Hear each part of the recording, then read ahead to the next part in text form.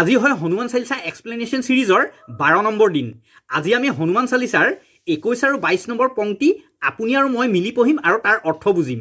21 number পংক্তিটো হৈছে ৰাম দুৱাৰে তুম ৰখুৱাৰে হোতনো আজ্ঞা বিনো পিছাৰে, যাৰ অৰ্থ হৈছে ভগৱান ৰামৰ যিখন দুৱাৰ হয় তাৰ আপুনি ৰক্ষক হয়। আপোনাৰ আজ্ঞাৰ অবিহনে কোনো ভিতৰলৈ সোমাই যাব নোৱাৰে আৰু আপোনাৰ অনুগ্ৰহৰ অবিহনে, আপোনাৰ কৃপাৰ অবিহনে ভগৱান ৰামক পাবলৈ অসম্ভৱ হয়। ইয়াৰ পৰা আপুনি এইটো বুজি লওক, যদি আপুনি ভগৱান ৰামৰ কৃপা পাব বিচাৰে তেতিয়াহ'লে প্ৰথমে আপুনি হনুমানজীৰ কৃপা পাব লাগিব। 22 নম্বৰ পংক্তিটো হৈছে সব সুকলহে তোমাৰো চৰণা তুম ৰক্ষকো কাহুকো ডৰনা, যাৰ অৰ্থ হৈছে হে হনুমানজী, আপোনাৰ শৰণলৈ অহা যিকোনো প্ৰাণীক যিকোনো প্ৰকাৰৰ আনন্দ সহজ প্ৰকাৰে পাই যায়, অৰ্থাৎ অতি উজুতে পাই যায়। আৰু আপোনাৰ নিচিনা ৰক্ষক থিয় হৈ আছে, তেতিয়া যিকোনো ভয়ানক বস্তু হওক, যিকোনো অসম্ভৱ কাম হওক, তেতিয়া তেওঁৰ ভয় নালাগে। এয়াই আছিল হনুমান চালিচাৰ 21 আৰু 22 নম্বৰ পংক্তিৰ অৰ্থ। আহিবলগীয়া ভিডিঅ'ত আকৌ লগ পাম। জয় শ্ৰীৰাম।